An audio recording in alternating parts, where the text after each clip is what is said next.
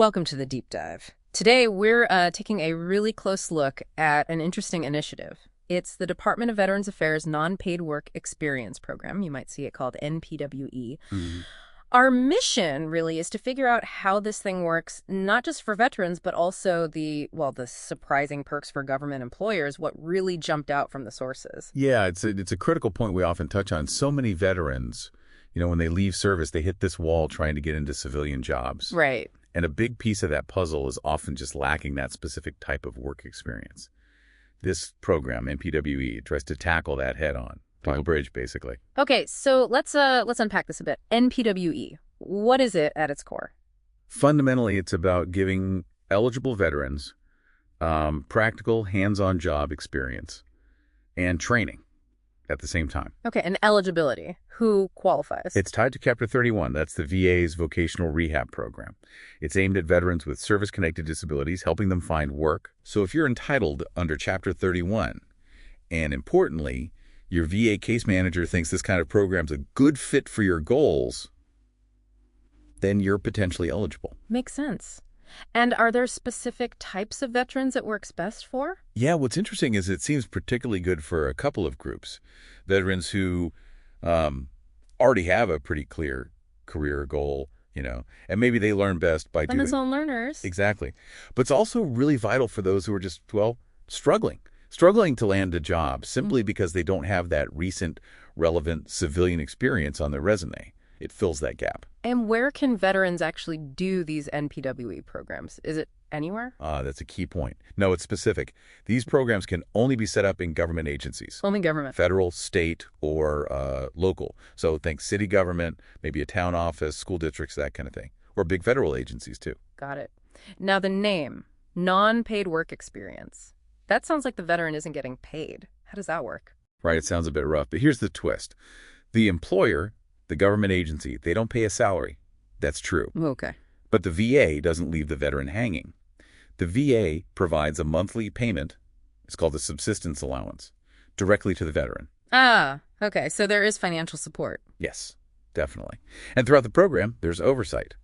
A case manager or an employment specialist from the VA keeps a close eye on things, making sure the training goals are being met. And what happens after? Is the goal just the experience? Good question. The placement efforts, like finding a paid job, that really ramps up after the NPWE program finishes. So the focus during the program is squarely on building those skills and getting adjusted. Okay, this is where I think it gets really interesting for the other side of the equation. Right. The employer. Yeah. What's in it for them? You mentioned no salary cost. Huge benefit. It's essentially a high-quality worker, often highly motivated at, no direct payroll expense to the agency. And they still get to interview the veteran beforehand, make sure it's a good match. No cost. Is that the main thing, or are there other advantages? Oh, there's more. The sources really highlighted this. It's not just no cost. Think about government agencies always dealing with budgets, right? Big ways. This is a way to bring in talent without hitting their salary lines.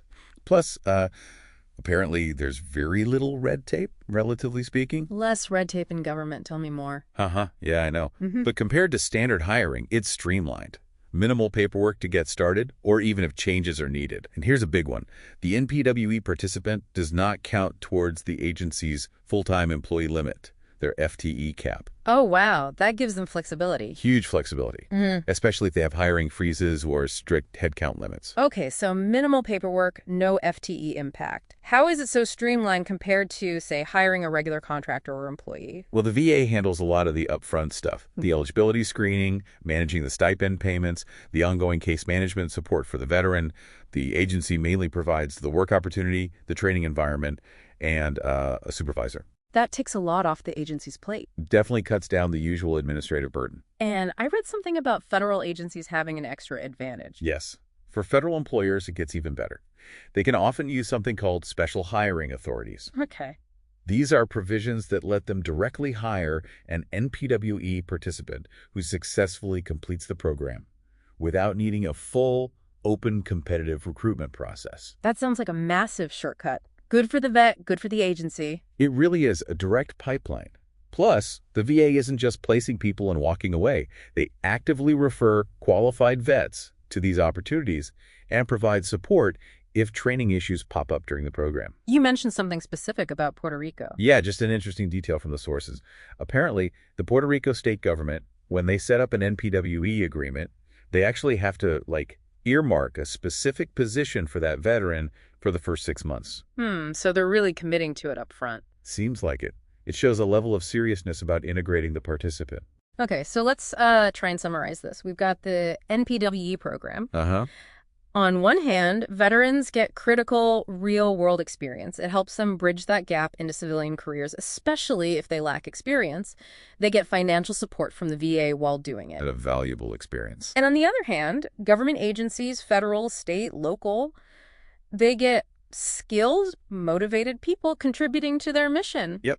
Without the direct salary cost, without impacting their FTE numbers, and with less administrative hassle, even potential direct hiring paths for federal agencies. It really does sound like a win-win. Absolutely. When you step back and look at the bigger picture, it's a pretty unique model, isn't it? For connecting talent, especially veteran talent, with needed opportunities in the public sector. It's quite creative. It really is. Which leaves us with a thought, perhaps. What could this kind of structure, this, mutually beneficial setup where a third party, in this case the VA, funds the training and stipend, what could that mean for other workforce challenges, maybe outside of just government? Could this model work elsewhere? Something